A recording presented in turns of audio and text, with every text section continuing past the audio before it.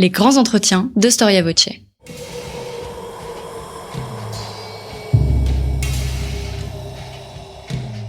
Une émission de la rédaction de Storia Voce.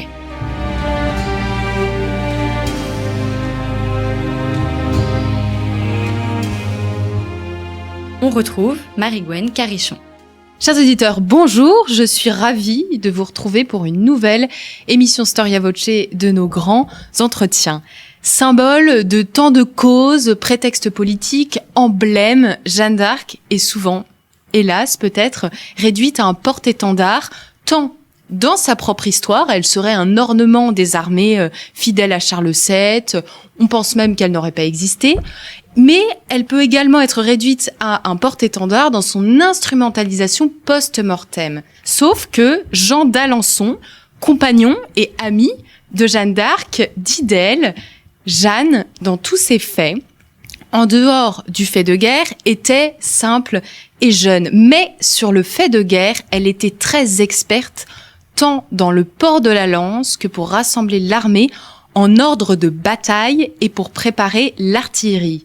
Et de tout cela, tous s'émerveillaient qu'elle agissait de façon si prudente et avisée sur le fait de guerre, comme l'eût fait un capitaine qui aurait pratiqué 20 ou 30 années. Jeanne est donc un vrai chef de guerre, au dire d'Alençon. Mais vous pourriez me rétorquer, chers auditeurs, qu'on n'est pas à une légende près si on parle de Jeanne d'Arc, et qu'il est peut-être facile de se laisser prendre par les archives, surtout si elles sont rares. Mais s'il est vrai que Jeanne d'Arc est l'un des personnages les plus mythifiés de l'histoire de France, il est également vrai qu'on peut écrire une histoire de Jeanne d'Arc plus que beaucoup d'autres personnages d'histoire de France, parce que pour elle, il y a bien profusion et non pas rareté des archives. Nous allons donc pouvoir élucider ce mystère. Était-elle simplement un porte-étendard de l'armée de Charles VII ? Et quel est son véritable rôle dans la guerre de Cent Ans et dans la société de l'époque ? Et pour cela, nous allons faire un petit peu d'histoire régionale. Nous recevons aujourd'hui Valérie Toureille. Bonjour. Bonjour. Vous êtes historienne médiéviste et vous venez de publier une biographie de Jeanne d'Arc aux éditions Perrin et qui vient donc de sortir en septembre. Alors je vais vous poser une question que tout le monde doit vous poser. Pourquoi écrire un énième livre sur Jeanne d'Arc alors qu'il en existe tant ? Effectivement, c'est une bonne question. Et d'abord, je l'aborde dans l'ouvrage, en préambule, parce que je n'avais pas moi-même, d'ailleurs, l'ambition d'écrire cette biographie si mon éditeur ne m'avait pas incité à le faire. On est nombreux parmi les historiens à aborder Jeanne d'Arc avec beaucoup de prudence, et je reconnais que j'ai eu cette crainte, parfois aussi la tentation du renoncement, mais je suis très heureuse d'avoir pu gravir cet Everest biographique. Et j'aurai sans doute l'occasion, lors de cet entretien, d'expliquer toutes les ramifications ou tous les chemins qui m'ont conduit jusqu'à Jeanne. Alors vous faites un travail d'historien, vous partez des archives, même si, alors normalement l'un ne devrait pas contredire l'autre, mais votre livre se lit très facilement et très agréable à lire. Il y a des vrais passages très bien écrits, de très belle littérature. Vous êtes concentré sur les archives, et certaines archives en particulier, quelles sont-elles ? Alors effectivement, on a tant écrit sur Jeanne d'Arc que j'ai d'abord et avant tout privilégié l'archive. Donc je suis revenue aux matériaux, et vous l'avez très bien souligné, ils sont nombreux, beaucoup plus nombreux d'ailleurs que pour bien d'autres grands personnages de la fin du Moyen-Âge. Et ce matériau est complexe à manipuler. On pourra parler du procès, surtout du procès de réhabilitation, qui effectivement fait intervenir des témoins, des personnages qui ont croisé Jeanne d'Arc, en réécrivant parfois quelque peu l'histoire, mais qui sont des documents et des témoignages qui sont d'une richesse extraordinaire. Alors vous avez cherché à comprendre aussi la société de son temps, et pas la société forcément française dans sa globalité, mais en fait sa vie quotidienne dans son village de Domrémy, dans son village de Lorraine. Est-ce qu'il faut faire de l'histoire régionale pour comprendre Jeanne d'Arc ? Pas seulement, mais en fait, on peut effectivement jouer sur les échelles, faire de la micro-histoire et puis après de l'histoire globale. En fait, il faut revenir un tout petit peu sur mon parcours et mes recherches. Ça fait un certain nombre d'années que je travaille sur la violence, en particulier la violence de guerre, et j'ai publié il y a quelques années un ouvrage sur un seigneur lorrain qualifié d'écorcheur qui a justement une très grande proximité avec je dirais plutôt la famille de Jeanne d'Arc avec Jeanne d'Arc elle-même. Donc ma connaissance des archives de Lorraine a été effectivement un atout pour mieux comprendre cet environnement. Et puis en retravaillant sur les témoignages des gens qui dans son village ont parlé d'elle, lui ont donné aussi une autre coloration, une autre dimension, plus humaine d'une certaine manière. Vous avez dit, il y a des gens qui imaginent que Jeanne d'Arc n'a même pas existé. C'est vrai, c'est des choses qu'on peut encore trouver au XXIe siècle, qui, moi, me sidèrent. Mais je crois qu'il était important aussi de lui redonner cette épaisseur humaine, de la replacer dans son environnement familial, son père, surtout sa mère. Et puis, j'ai eu à l'occasion de mes recherches la chance.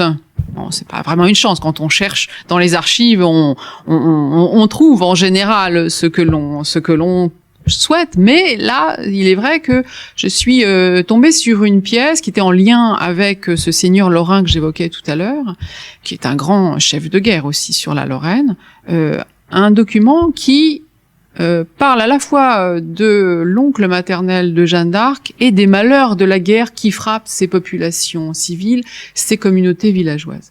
Et il était important, justement, de rappeler la présence de la guerre dans l'enfance de Jeanne d'Arc. On ne peut pas comprendre cet engagement-là sans rappeler des faits concrets, précis, qui se sont justement déroulés à Domrémy ou en Lorraine. Et puis il y a l'histoire plus large, on va pas dire l'histoire nationale, mais l'histoire du royaume, qui doit aussi, lui, s'enchasser dans cette biographie. À savoir, justement, les événements militaires qui ont conduit la France de Charybde en Scylla, d'échec en échec, de défaite en défaite, de ce chaos ambiant auquel se rajoute une dimension politique très importante. Après le traité de Troyes, on entre dans une sorte d'exception qu'on ne connaissait pas, en tout cas dans le Royaume de France, qui est la double monarchie.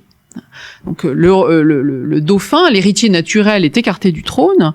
Et c'est un roi anglais qui contrôle les institutions, en particulier dans la partie nord du royaume. Donc tout cela était important pour, réagencer cette histoire de Jeanne, pour la replacer à la fois dans un environnement précis en Lorraine, et puis plus largement dans celui du royaume de France. Alors vous dites, je me demande si c'est pas le titre d'un de vos chapitres, que Jeanne et ses proches, et finalement tout le royaume de France, sont des héritiers d'Azincourt. Cette bataille, cette défaite française a énormément marqué les populations. On a du mal parfois à comprendre dans quelle mesure la guerre était présente dans le quotidien de ces populations. Mais en fait, pour vous, cette bataille est déterminante. Pourquoi et en quoi ? D'abord parce qu'elle rebat les cartes du jeu politique. J'ai évoqué tout à l'heure le traité de Troyes, mais on peut remonter quelques années en amont, justement à Azincourt. Je lui ai consacré un ouvrage, non pas tant sur la bataille en elle-même que sur ses lendemains. Réaménagement des structures militaires, des cadres de l'administration, ces Armagnacs qui montent, ces nouveaux baillis que l'on nomme. Et effectivement, dans cette conscience collective, dans cette mémoire collective, le poids de la défaite. Il y a autour de Jeanne d'Arc des capitaines, des hommes de guerre qui sont peu ou prou des héritiers de la bataille. Pourquoi ? Parce que en général, ils ont perdu un père, un frère, des oncles dans cette terrible défaite, qui a d'ailleurs aussi des incidences en Lorraine. Le duc de Bar meurt avec l'un de ses fils. À la bataille. Il y a donc aussi, sur le plan de la Lorraine et de l'histoire régionale, des nouvelles alliances politiques qui se dessinent. C'est pourquoi j'évoque cet héritage. Et vous évoquiez en introduction Jean d'Alençon, le duc d'Alençon, de par sa famille, a payé aussi un lourd tribut à Azincourt. Alors, ça m'a surpris quand j'ai ouvert votre livre. Votre premier chapitre n'est pas naissance et jeunesse de Jeanne ou les origines, mais c'est Orléans. Vous parlez d'Orléans, du siège d'Orléans en 1429. Pourquoi ouvrir votre livre sur ce siège ? C'est le moment emblématique, c'est celui qui va caractériser la figure de Jeanne. À partir d'Orléans, la libération d'Orléans, elle devient la pucelle d'Orléans. C'est le premier moment de sa geste qui est perçu comme le signe que tous attendaient. Il y a la question du signe qui revient souvent, qui reviendra souvent d'ailleurs dans ses interrogatoires. Elle dit qu'elle est portée par des voix, comme vous le savez, et ce qu'elle va défendre auprès du dauphin, c'est l'obtention d'une troupe pour délivrer la ville. L'année 1428, parce que le siège d'Orléans a débuté donc à l'automne 1428, l'année 1428 est une période très difficile pour le dauphin qui s'est réfugié donc en delà de la Loire, et il y a en 1428 une double offensive sur la Lorraine. Vaucouleurs est prise en tenaille par les Anglo-Bourguignons, et sur la Loire. Oui, les Anglais avaient déjà commencé en 1427, ça s'était pas très bien passé. Mais il faut absolument franchir la Loire pour mettre en difficulté le dauphin. Donc, ce qui est très intéressant, c'est de voir que, pas seulement dans les élites politiques et militaires, mais peut-être que dans la population civile aussi, on a bien conscience que ce siège d'Orléans est quelque chose d'emblématique, est un moment emblématique. Et puis, vous abordez néanmoins sa naissance. Vous dites que finalement, on sait beaucoup de choses sur Jeanne d'Arc proportionnellement au savoir qu'on a sur ses contemporains et les nobles de l'époque. Donc, Jeanne d'Arc, je pense que tout le monde le sait aujourd'hui, mais les légendes sont tenaces, n'était pas une bergère en haillons, comme a voulu le faire croire un peu le 19e siècle, mais elle était la fille d'un notable de Don Rémy, c'est-à-dire qu'elle a eu quelle éducation ? Est-ce qu'elle savait vraiment, est-ce qu'elle savait lire et écrire ? Qui lui a transmis la foi ? Qui a mené un petit peu sa détermination ? Parce qu'elle devait avoir du caractère quand même pour aller voir les nobles, le roi et leur dire je vais vous apporter quelque chose et puis la solution presque à tous vos problèmes. Voilà, comment dans son enfance on trouve les germes de sa vie de guerrière ? Alors, il n'y a pas que les germes de sa vie de guerrière, il y a aussi la foi. Il faut la rappeler. Alors, il y a beaucoup de questions là qui sont posées. Il y a effectivement chez Jeanne une détermination extraordinaire pour laquelle, sans faire de la psychologie historique, il est difficile d'apporter une réponse. Certains individus naissent avec une volonté de faire, et Jeanne est née comme ça. Elle entend ses premières voix au moment d'ailleurs où le village est menacé. C'est le moment où son père, avec d'autres notables du village, vont négocier une protection. C'est-à-dire que lorsque le pouvoir politique est incapable ou trop lointain, eh bien on va chercher des appuis où on peut. Et où vont-ils le chercher, cet appui ? Eh bien auprès du seigneur lorrain que j'ai bien étudié, Robert de Saint-Bruc. Donc on doit payer. Pour obtenir cette sauvegarde militaire, c'est terrible, mais c'est ainsi. Et c'est comme ça que Robert de Saint-Bruc rencontre Jacques d'Arc. Alors, il appartient effectivement à la notabilité villageoise. Sa maison, d'ailleurs, même si elle a été quelque peu remaniée, témoigne de cette assise sociale. C'est une jolie maison en pierre avec au moins un étage. Je rentre pas dans les détails du grenier et autres, mais c'est une maison qui effectivement respire une certaine aisance économique. Non, c'est pas une bergère. En même temps, vous savez, au Moyen Âge, il n'y a pas de clivage social aussi marqué qu'on pourra les connaître à l'époque moderne et au-delà. C'est-à-dire que même cette petite fille issue de cette bonne famille participe aux travaux des champs, peut conduire aussi les bêtes lorsque c'est le tour de la famille d'Arc de les conduire à la pâture. Enfin, donc elle a travaillé aussi dans les champs, et on imagine que Jeanne n'est pas une frêle jeune fille. Si elle monte à cheval aussi facilement, bon, on pourra y revenir sur cette question épineuse.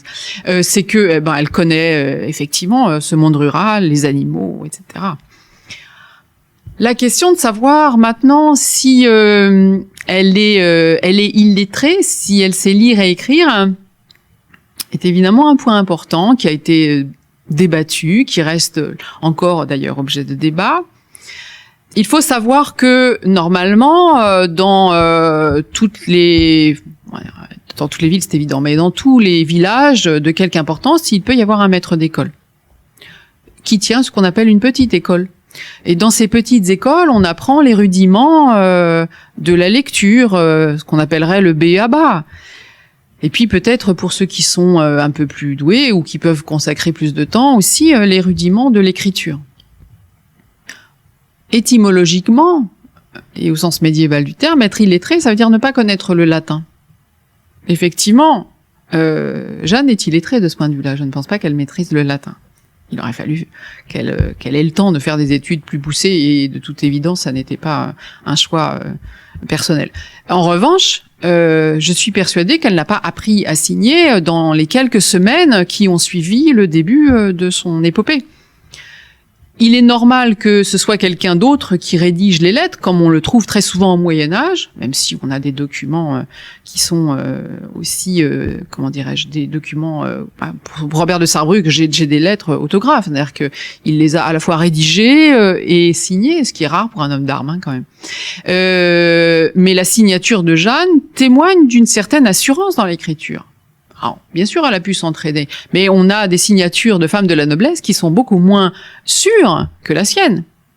Et puis, pourquoi cette importance de l'écrit chez Jeanne, si elle était incapable de lire et de comprendre l'enjeu de l'écrit, justement?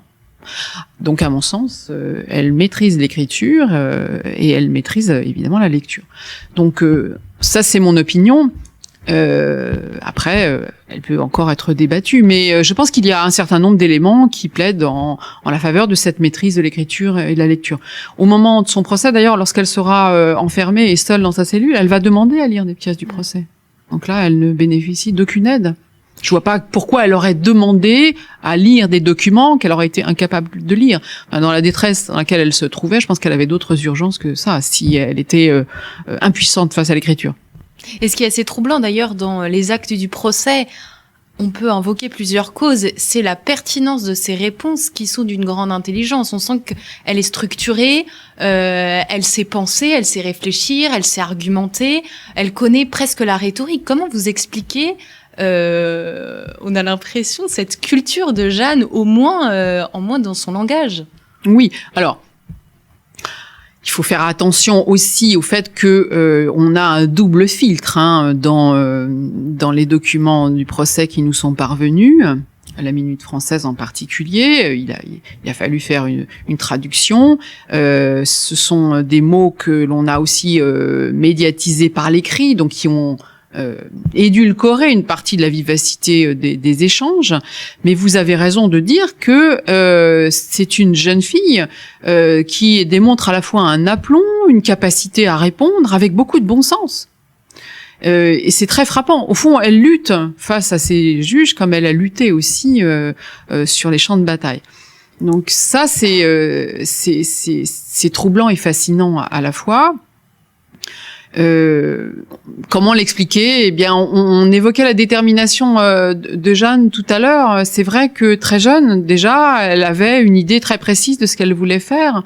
Déjà, à commencer par ne pas vouloir se marier pour s'engager sur une autre voie contre la volonté de ses parents. Oui, parce qu'à son âge, enfin à l'âge où elle commence son épopée, si on peut parler comme ça, elle est censée se marier et puis voilà, avoir une vie entre guillemets tranquille à Domrémy. Et dès le début, elle dit à ses parents: j'ai une autre destinée. Alors, on ne sait pas très bien ce qu'elle a dit à ses parents. Ce qui est sûr, c'est qu'ils ont contracté une promesse de mariage, ou peut-être est-on allé jusqu'aux fiançailles, qui est une promesse en soi, qui juridiquement engage la famille. Il est logique aussi que ce soit la famille qui s'en charge, comme souvent, ce qui prouve aussi que les parents ont à cœur de lui trouver un bon parti. Vous savez qu'elle sera obligée de se rendre devant l'official de Toul pour dire qu'elle n'a jamais contracté cette promesse-là et qu'elle n'avait engagé que ses parents. Donc c'est vrai qu'à 17 ans, bon nombre de jeunes filles de la noblesse, mais aussi de la paysannerie, sont mariées, voire mères. Donc c'est aussi l'objet de ce nom qu'on lui donne très vite, celui de la pucelle. Elle décide de sauver la France, tout simplement. Elle cherche à rencontrer le capitaine de Vaucouleurs. Alors, comment on peut comprendre qu'une telle société avec une hiérarchie assez installée ait écouté, entendu et décidé certains guerriers, certaines élites ont décidé de faire confiance à Jeanne qui sortait un petit peu de nulle part finalement. Pourquoi on a décidé de faire confiance à une pucelle, comme on dit? Alors, déjà, il faut rappeler que ce sont ces voix qui lui ont commandé de délivrer la France.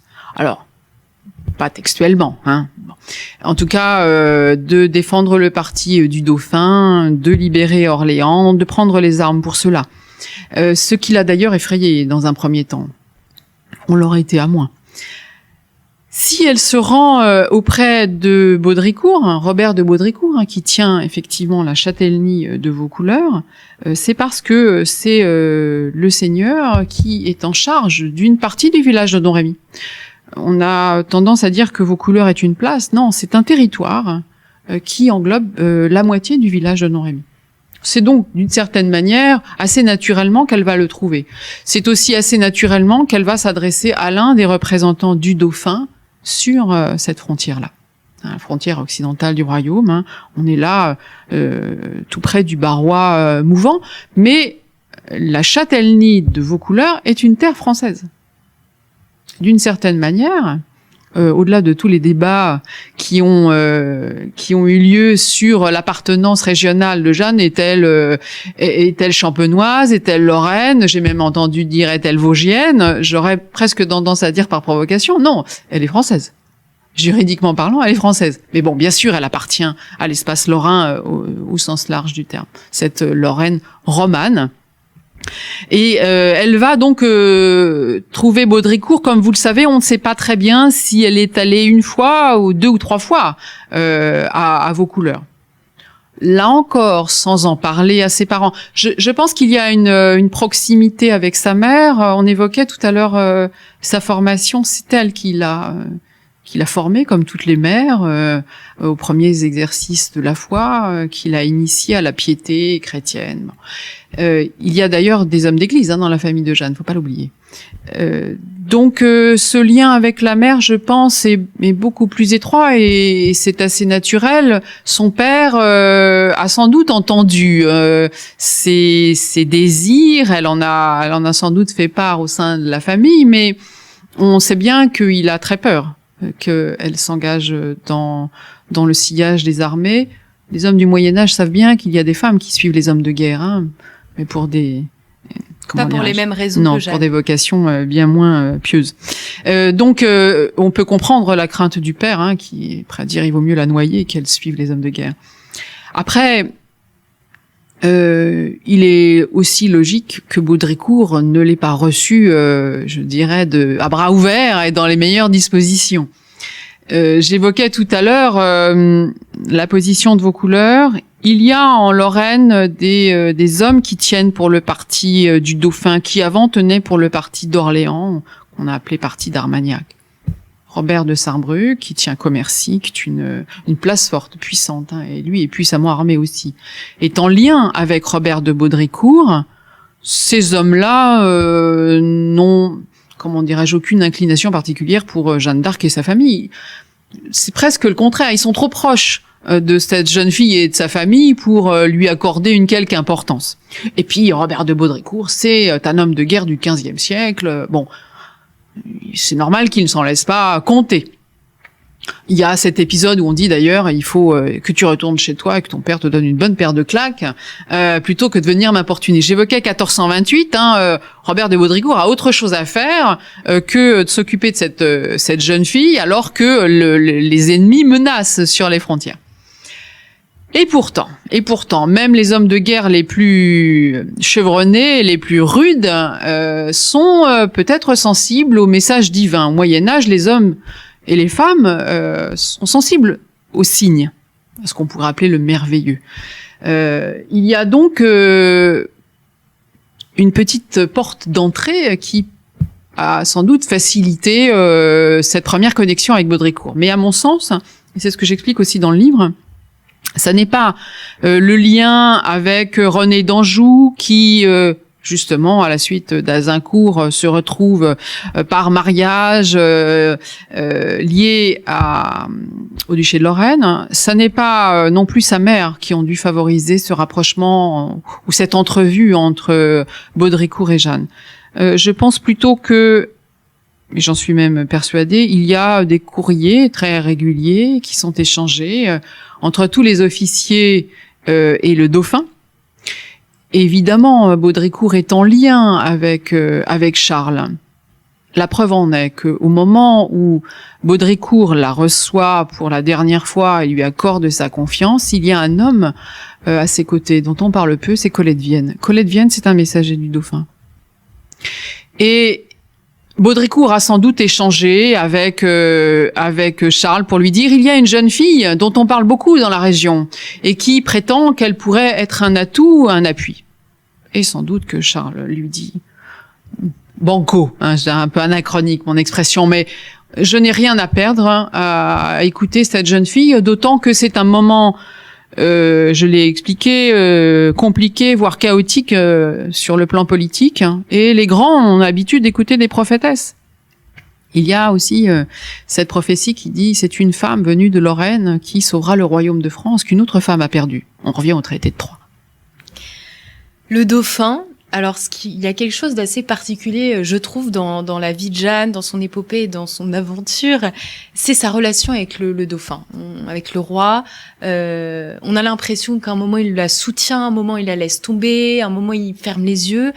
Concrètement, est-ce qu'on peut savoir ce qu'il attendait d'elle, s'il l'appréciait, s'il a voulu la sauver, voilà, dans toute la continuité de leurs échanges? Alors c'est un personnage que je suis de près depuis que je m'intéresse justement à la question de la Lorraine et de la politique en général autour d'Azincourt et ses lendemains. Contrairement à ce qu'on a longtemps dit, Charles VII est un personnage beaucoup plus complexe. Ça n'est pas cette figure un peu pâle et dominée, même si il est difficile de présenter une seule face du personnage tant il est complexe aussi. Une chose est sûre, c'est un cynique, si je puis dire, en politique. Et la réelle politique est quelque chose de très important pour comprendre ses choix, ses reniements, ses avancées, ses reculs.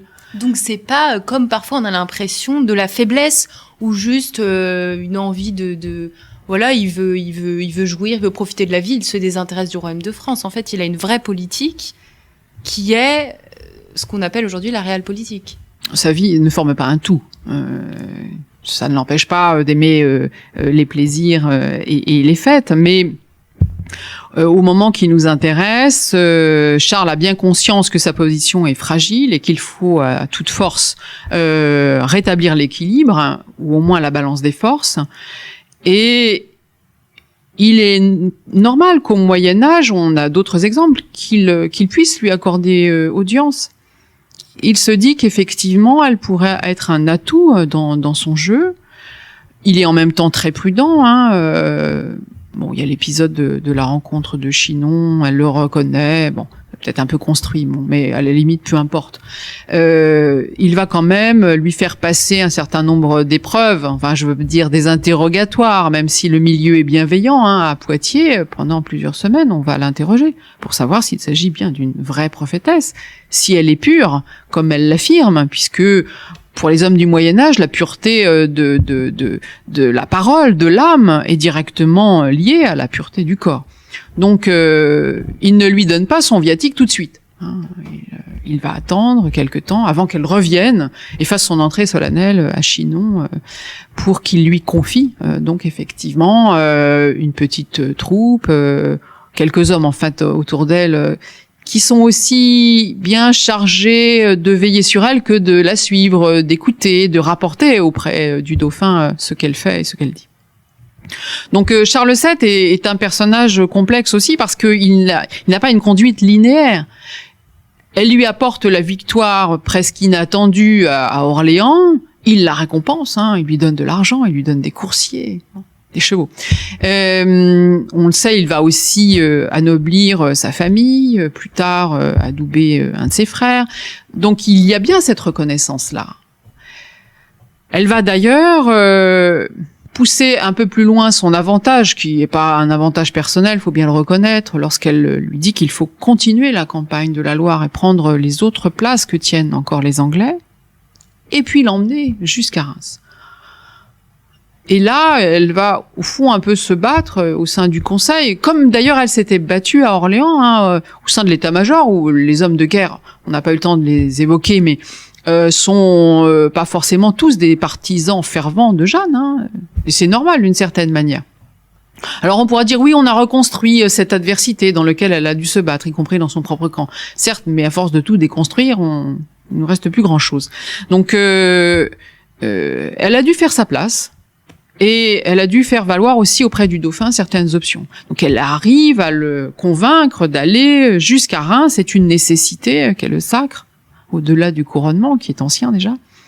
Mais c'est vrai qu'après, lorsqu'elle veut pousser les troupes jusque sous les murs de Paris, le dauphin est beaucoup plus réticent. Enfin, on pourrait déjà plus l'appeler le dauphin. Moi, j'ai toujours tendance à l'appeler le dauphin, même après 1422, pour attendre le sacre. Mais enfin, bon, peu importe les noms, il est couronné en 22. Charles VII, en tout cas, n'est pas très favorable à la prise ou au siège de Paris. Objectivement, le morceau était dur à emporter. On peut lui accorder ce crédit, que politiquement, militairement, c'était quand même trop difficile d'emporter Paris. Mais après cet échec parisien, il va franchir à nouveau la Loire et licencier l'armée. C'est cette première divergence qui marque effectivement non pas l'échec complet de ce qui va suivre. Elle va encore prendre la Charité-sur-Loire, mais non, pas la Charité, excusez-moi, justement, elle va buter sur la Charité, mais elle va prendre Saint-Pierre le Moutier, mais c'est effectivement le moment où leur chemin semble se séparer. On a l'impression en effet que entre Charles VII et Jeanne, il y a un homme qui analyse, qui est un petit peu méfiant, patient, parfois réticent à lancer l'attaque, et une Jeanne pleine de fougue idéaliste qui a des ordres venus du ciel, comme elle le dit, et qui est prête, à partir du moment où on lui dit « vas-y, tu vas gagner », elle veut se lancer. C'est assez intéressant de voir aussi comment ce moment de la guerre a été... quelle tournure il a pris en fonction de si ce sont ces Jeanne qu'on a écoutées ou le dauphin Charles VII. À partir de vos archives, comment est-ce qu'on peut comprendre, imaginer Jeanne au milieu de cette armée d'hommes, je sais pas si c'est ce que vous disiez, mais un petit peu, on les imagine un peu rustres, un petit peu lassés de la guerre, ils ont envie, on leur demande d'obéir à une femme. Comment elle se fait? Est-ce qu'elle se fait respecter? Est-ce qu'elle se fait écouter? Ce qui est sûr, c'est qu'en tout cas, on admire sa piété. Comment elle trouve sa place, Jeanne? Est-ce que aussi elle doit avoir des bons amis sur qui elle peut se reposer? C'est une part effectivement un peu mystérieuse, même si on peut lever le voile sur quelques aspects des questions que vous avez évoquées. Elle trouve très facilement, presque étonnamment, des soutiens auprès de certains hommes de guerre. On a évoqué le beau-duc, Jean d'Alençon. Il lui fait confiance tout de suite, Jean d'Alençon, oui, dès qu'il la voit. Oui. Mais il y a aussi le bâtard d'Orléans, qu'on appellera plus tard Dunois, qui est aussi une des grandes figures militaires de ce XVe siècle. Plus étonnant encore, La Hire. Alors, s'il y a un homme peu versé dans la religion, c'est bien La Hire. Bon, en même temps... c'est un chrétien de son temps, il n'est pas non plus agnostique, c'est pas ce que je veux dire. Mais c'est vrai qu'il est peu sensible aux choses de la religion, et il y a, c'est vrai, entre deux une sorte d'amitié qui est très forte. Donc, comment est-ce qu'elle a pu trouver sa place là? Quand on lit les témoignages, Là encore, même avec la part de reconstruction, certains disent, même Jean d'Alençon, Louis de Coute, Jean Dolon, tous ces hommes qui sont autour d'elle, disent effectivement, lorsqu'on voit Jeanne, même parfois lorsqu'elle retire son armure, elle la retire pas souvent, elle le dit justement qu'elle se méfie, mais lorsqu'elle la retire ou parce qu'elle est blessée, qu'il faut la panser, ils entreaperçoivent le corps de Jeanne.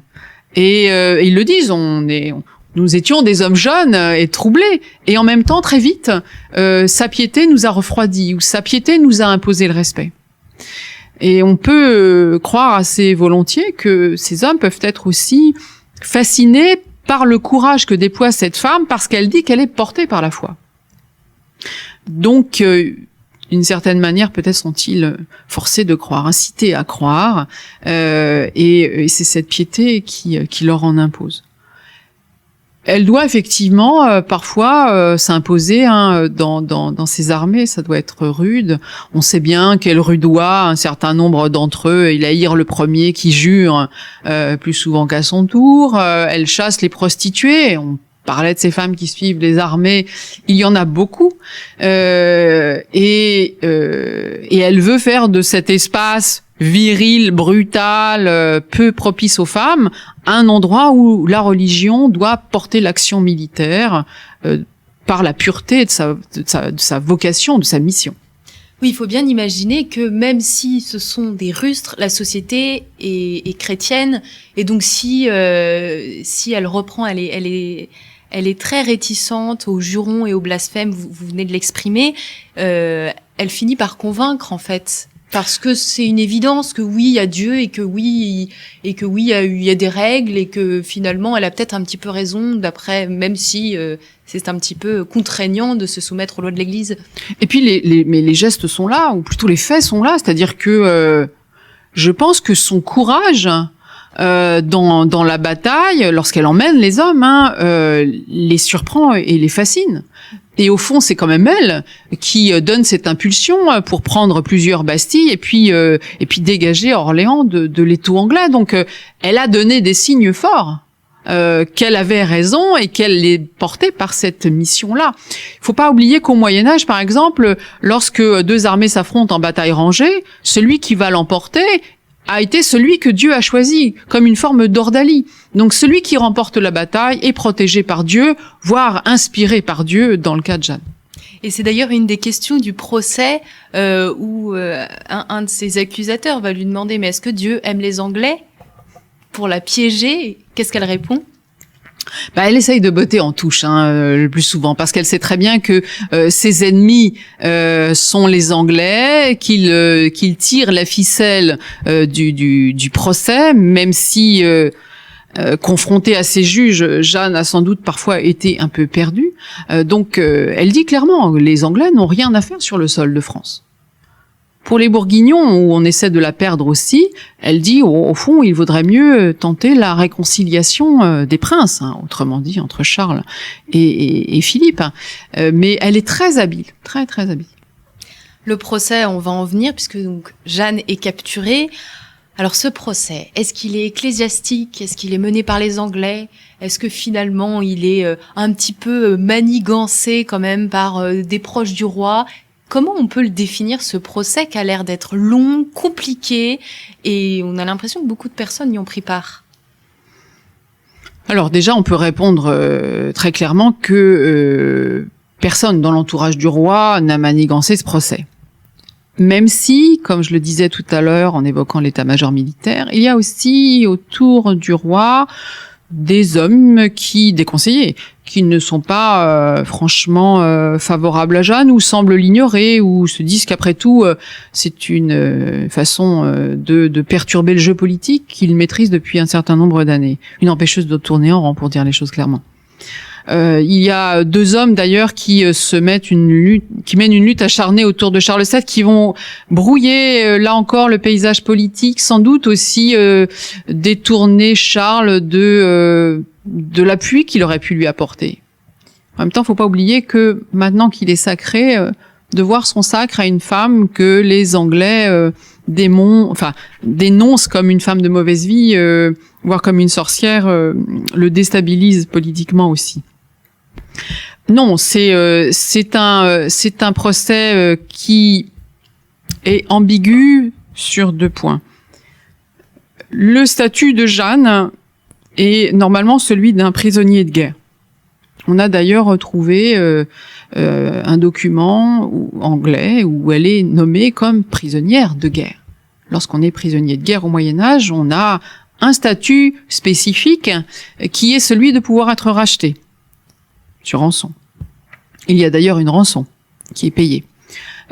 Sauf que une fois la rançon payée, Jeanne n'est pas libérée, ce qui devrait être le cas. En fait, ce sont ces juges, Cochon, qui va racheter donc par le biais du roi d'Angleterre, qui va racheter donc Jeanne pour être jugée. Et on va lui faire donc un procès d'église en inquisition. Donc vous voyez que là, il y a déjà une espèce de discordance entre son statut et l'incrimination, plutôt le profil du procès qu'on va lui intenter. Si on est dans un procès d'église, elle aurait dû être détenue dans une prison d'église. Ce n'est pas le cas. Comme vous le savez, elle est détenue par les Anglais dans le château de Bouvreuil à Rouen. Donc ces éléments sont très déstabilisants.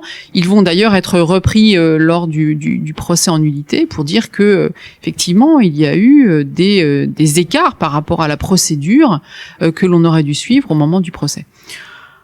Pour autant, Pierre Cochon, qui est le maître d'œuvre de ce procès, qui est effectivement très proche des Anglais, depuis le traité de Troyes d'ailleurs, il est là. Cochon mène la danse pour ses alliés anglais. Il y a aussi un autre allié de poids qui va fournir presque tous les arguments juridiques au procès, c'est l'Université de Paris. Tous les docteurs en décret en droit canonique qui sont à Paris vont être intimement liés au procès. Certains vont d'ailleurs être sollicités pour valider la condamnation de Jeanne. Donc faut pas l'oublier aussi. Il faut pas non plus oublier qu'à Paris, ce sont les Anglais qui sont maîtres. Et l'université de Paris se dit qu'après tout, elle a tout intérêt à servir ses intérêts en suivant le pouvoir anglais. Donc c'est cette configuration politique un petit peu compliquée qu'il faut essayer de comprendre pour analyser ce procès. Maintenant, soyons clairs, les Anglais veulent son élimination pure et simple, et il n'y a pas meilleur procès pour manipuler l'incrimination qu'un procès d'inquisition. Et pourquoi les ecclésiastiques veulent son élimination ? Parce que ce sont des hommes qui doivent pour une part leur prébande aux Anglais. N'oubliez pas que la Normandie est occupée depuis 1417 et que, ma foi, mis à part les campagnes dont on n'a pas beaucoup parlé parce que Jeanne appartient à un autre courant qui est sous-jacent pendant toute cette période-là, de la première moitié du XVe siècle, à Rouen, l'élite religieuse s'entend fort bien avec l'élite politique anglaise. Et puis bon, Cochon a une mission, c'est d'éliminer Jeanne d'Arc. Parce que ce qui est très étonnant, on parlait tout à l'heure de ces hommes du Moyen-Âge qui sont attentifs aux signes. On a plein d'éléments qui nous montrent que les Anglais sont très superstitieux. Il y a des désertions qui se sont multipliées depuis que Jeanne intervient. C'est vrai, ils l'injurient, ils se moquent d'elle, mais ils ont peur d'elle aussi. Une espèce de peur complètement, évidemment, irrationnelle. Mais eux aussi sont baignés dans ce même merveilleux. Donc il faut à toute force éliminer Jeanne. Et on peut comprendre qu'elle fasse peur, parce qu'au début, les Anglais ont dû se dire c'est une prophétesse, bon, elle parle de Dieu, elle dit qu'elle vient de Dieu, et puis voir qu'ils perdaient du terrain quand même. Donc peut-être pour assurer leur religion aussi, puisque les Anglais ont la même foi que les Français à cette époque. Et il y a quelque chose que j'ai trouvé assez frappant et que vous dites dans votre conclusion. Jeanne est une fille du peuple qui a été un personnage secondaire pour les grands du royaume, mais toujours vénérée par ceux de son milieu. Depuis le début de sa mission, Jeanne a une place particulière dans la mémoire de Lorraine et dans la mémoire de France. Même pas dans la mémoire, dans la réalité du XVe siècle. C'est-à-dire que dès le départ, on évoquait tout à l'heure vos couleurs, elle trouve des appuis, elle trouve des partisans, des fervents partisans. à vos couleurs, les habitants se mobilisent pour lui apporter des vêtements, un cheval. À chaque fois qu'elle se déplace, il y a une ferveur populaire autour d'elle. Et ça, c'est très, très marquant. Ceux qui vont aussi porter sa vénération et même la commémoration de la libération d'Orléans, ce sont les gens du peuple, et les femmes d'ailleurs en particulier. Les femmes sont fascinées. Les témoins le disent d'ailleurs, les femmes cherchent à la toucher. Alors, elles s'en moquent un peu, elles disent « Oh, c'est des croyances de bonne femme ». Elle a un côté très, très rude aussi. Elle finit par avoir un côté un peu rude. Et elle dit « Bon, ça, ce sont des trucs de bonne femme ». Mais il y a effectivement autour d'elle une vraie ferveur populaire, un soutien de ces gens du peuple qui vont, au fond, toujours lui accorder leur confiance. Qu'est-ce que ça nous dit sur l'histoire des mentalités du XVe siècle ? Beaucoup de choses. Que la population civile a résisté envers et contre tout. Parfois, lorsque les élites collaboraient, il y a des gens qui sont entrés en résistance. J'évoquais le cas de la Normandie, où ils ont été très très nombreux à prendre le maquis dans les forêts pour essayer de résister aux Anglais en harcelant les convois. À sa manière, elle appartient aussi à cette forme de résistance populaire. Si elle s'est dressée contre les Anglais, c'est bien que dans le peuple, on avait envie que la paix revienne, et la paix avait une condition sine qua non, c'était l'évacuation du territoire par les Anglais. Donc c'est vrai que il y aurait beaucoup de choses à dire encore sur la force de ces populations civiles écrasées par le poids de la guerre et ces violences, la violence des soldats, contre laquelle ils se dressent parfois. On a des paysans d'ailleurs qui mettent à mort des soudards, excédés par ces violences répétées. Donc il y a cet élément de la de la conscience populaire qui est important à souligner.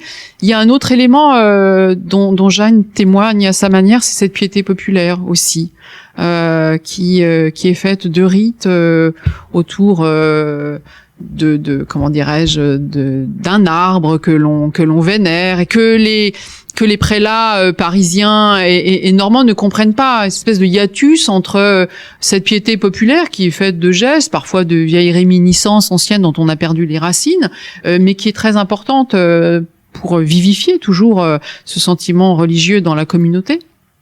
Donc ça, c'est important. Et puis sans doute aussi l'idée que il y a un lien parfois direct avec la religion, ce que les clercs appellent l'Église triomphante, qui les éloigne parfois de ce qu'on appelle l'Église militante, c'est-à-dire l'institution. C'est quelque chose qui va revenir très souvent au moment du procès. Vous devez respecter le clergé et pas seulement vous référer à l'Église céleste. Voilà, c'est un moment qui témoigne aussi d'une piété qui est en train de changer à la fin du Moyen-Âge. Oui, Jeanne d'Arc est très pieuse et pourtant elle se méfie du clergé. Comme quoi les choses sont plus complexes. Alors elle se méfie d'une partie du clergé. Elle est très attachée au curé de sa paroisse et d'autres, des servants bien sûr. Mais elle sait que ce clergé-là, en tout cas, n'est pas forcément celui qui accorde ou à qui Dieu accorde sa confiance en tout cas.